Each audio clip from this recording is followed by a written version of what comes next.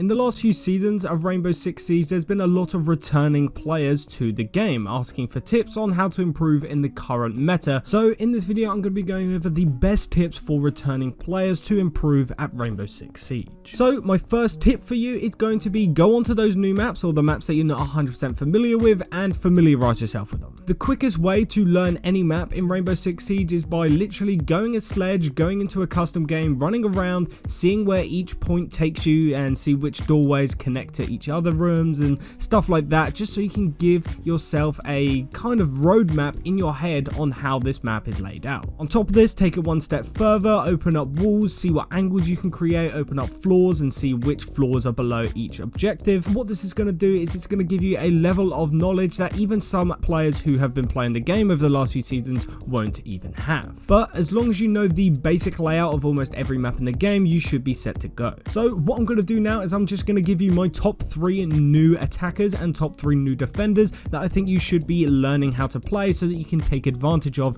now that you're returning to the game. First thing I'm going to say then is on attack, you're going to want to avoid playing Sens. Right now, his gadget is kind of flawed. It has a really big hitbox and overall, he's just a very underwhelming operator right now. His gadget is kind of like a glorified smoke grenade, and even smoke grenades in Rainbow Six Siege aren't even that good. The attackers that you're going to want to run instead is Osa, Flores, Zero, Ace, and Iana. Those 5 operators in a row there are some of the best in the game right now. Osa is a great entry fragger and great for gathering intel and kind of supporting your team at the same time. Flores is going to be good for clearing out that utility, so if you see some operators on the defending team like Mute, Bandit, Kaid, people who are bringing barbed wire and stuff like that, then you can use the Flores drone to take that stuff out. Ace right now is arguably the best hard breacher in the game. He can open up multiple hard breaches at the same time while also doing it a lot faster than a Hibana can. My one tip for Ace though would be to avoid using it on drop downs. If anyone on your team has hard breach charges, get them to open up the drop downs because it's going to be a lot more effective for you to use your Ace charges on walls rather than drop downs. And then finally, Iana is one of the strongest operators in the game right now. If you're not used to droning 24/7, then you should start doing that, and Iana is just going to be the best for doing that because her gadget is literally like an infinite number of clones. Another tip that you can use for Iana is baiting people out with your clones. All you're going to want to do is press your gadget to enable the drone, and then just before you enter it and your screen starts to turn a little bit yellow, then you're going to want to cancel the animation and you're going to have done the sound, but you're not actually going to have taken form of your drone. Moving over to the defending team then, and we've got some of the strongest defenders we've had in a very long time released in the last few seasons. So you're going to want to take full advantage of Fenrir,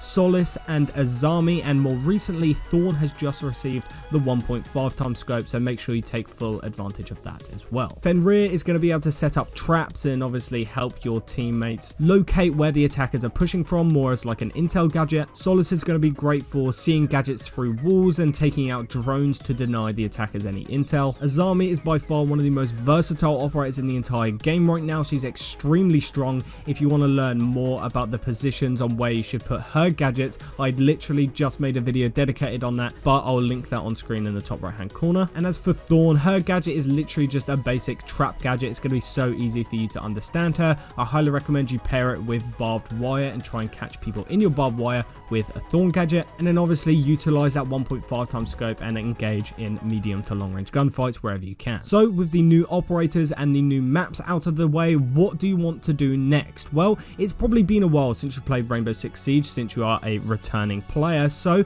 since then we have received a lot more updates to the firing range. Now it is so much easier to find and perfect your aim and your sensitivity. So head over to the firing range, make sure you practice on this new aim labs arena that we have, and you're going to want to try your best at tracking all of these balls and tracking all of these characters that you can shoot at in the firing range, and then tweaking your sensitivity accordingly. On top of this, a massive bonus for us console players is we now have an FOV slider in Rainbow Six Siege, and while we're on the topic of settings, let me go over the best settings for you right now. If you're on PC, I wouldn't recommend turning your graphics anywhere above medium. There's not really any point in it, and it's just going to give you more FPS if you're on those lower graphical settings. For your HUD settings, you're going to want to turn your compass to simplified. It just looks 10 times cleaner, and I highly recommend turning off the operator guides if you already know how to use those operators, and turning off the outlines to your teammates, because from my experience it can actually get quite quite distracting, and if there is an enemy between you and your teammate, it's actually going to make it a lot harder for you to see them. On top of that, there is a great setting in the accessibility tab right now, where if you head over there, you can turn off your screen shake. If you turn it off, it's going to make it a lot easier for you to be accurate